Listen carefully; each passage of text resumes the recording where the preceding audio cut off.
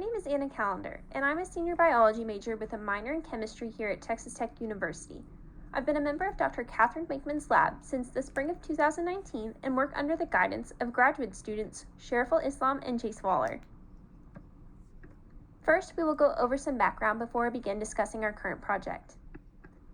Our project works with identifying shared resources within a biofilm between different strains of Pseudomonas aeruginosa.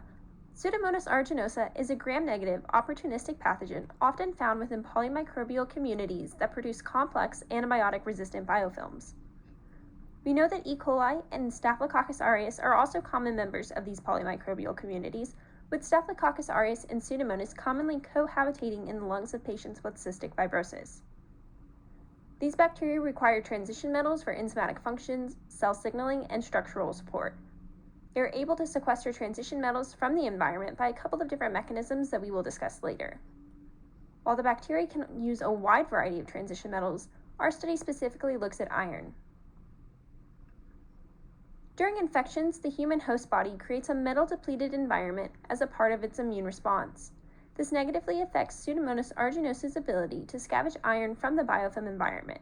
However, the pathogen has several mechanisms by which they can chelate metals from this depleted environment. They most commonly use siderophores, which are iron scavenging molecules, but they can also use heme or transcription factors. Our project specifically looks at Pseudomonas aeruginosa's ability to use siderophores to sequester iron due to their high specificity for it. While we are looking at the use of pyoviridine as a siderophore, Pseudomonas aeruginosa can also produce pyokylene and pyocyanin. Pyoviridine is one of the most important primary virulence factors produced by and secreted by Pseudomonas aeruginosa 14 because it acts as a molecular carrier and a virulence signal molecule. Studies have shown a co-occurrence of pyoviridine-producing strains and pyoviridine non-producing strains of PA14, suggesting the idea that non-producers are able to exploit resources provided by the producing strains. Our research aim is to examine metal homeostasis mechanisms as potential shared resources in cooperative interspecies interactions among clonal populations of Pseudomonas aeruginosa using T-and-seq studies. In chronic infections, the human host body often creates a metal-deplete environment for pathogens like Pseudomonas aeruginosa as a part of the host immune response. By using a co-culture of wild-type strains, PA14, and siderophore non-producing mutant strains, PVDE, we are better able to understand their relationship in metal starvation states and how this relationship might contribute to survival strategies against antibiotics and other drug treatments. By using our mutant library, which contains over 5,000 mutants, we will use transposon sequencing studies to identify the genes that contribute to the phenotypic behaviors that allow for higher survival rates in the mutant strains.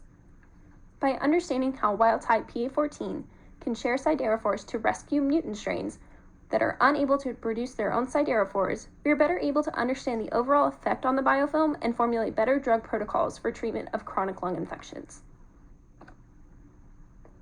Our protocol involves culturing both wild-type PA14 and our siderophore non-producing mutant strain PVDE in yeast extract with casamino acids media, or YESCA, treated with a metal chelator 2,2' dipyridyl, also known as DIP, to artificially simulate a metal deplete environment.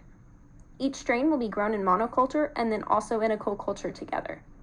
Cultures will be poured on LA plates and also LA plates with antibiotic gentamicin for further confirmation. In later parts of the project, our pooled mutant library will repeat the same procedure in high throughput to screen for relevant mutant strains to be analyzed using T-and-seq studies.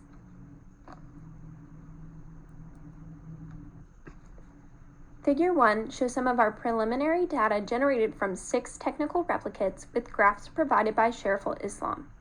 On the left, we ran a monoculture of wild-type PA14 in our mutant strain PVDE and the co-cultures of wild-type and PVDE on LA plates in the absence of our metal chelating treatment, DIP. As you can see, all 3 cultures grew similarly with little discrepancies in growth pattern. On the right, we have the same cultures in the presence of our metal chelating treatment, 1 millimolar DIP, to artificially simulate a metal-depleted environment. The results show a difference in growth patterns of the wild-type and the mutant strain, with the mutant strain surviving less than the wild-type strain.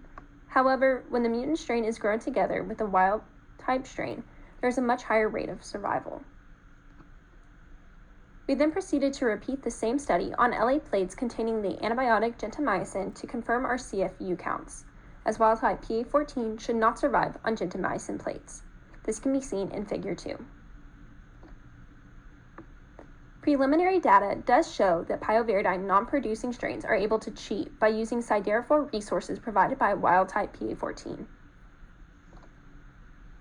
We are currently in the process of establishing plant root infection models to study the effects of shared resources in a polymicrobial infection of Arabidopsis thaliana and chickpea plants. We will soon start our study of co-cultures of mutant strains of Pseudomonas aeruginosa and wild-type Staphylococcus aureus to see how shared resources amongst mutant and wild-type strains of Pseudomonas aeruginosa will affect the growth of Staphylococcus aureus, since we know that wild-type Pseudomonas aeruginosa typically exhibits a competitive relationship with Staphylococcus aureus. I would like to thank Dr. Wakeman for welcoming me into her lab and for always encouraging me. I want to thank Sherifel and Jace for their patient guidance and support they always give me through the learning process. And lastly, I would like to thank True, URC, and Sizer for allowing me the privilege to share this with you today.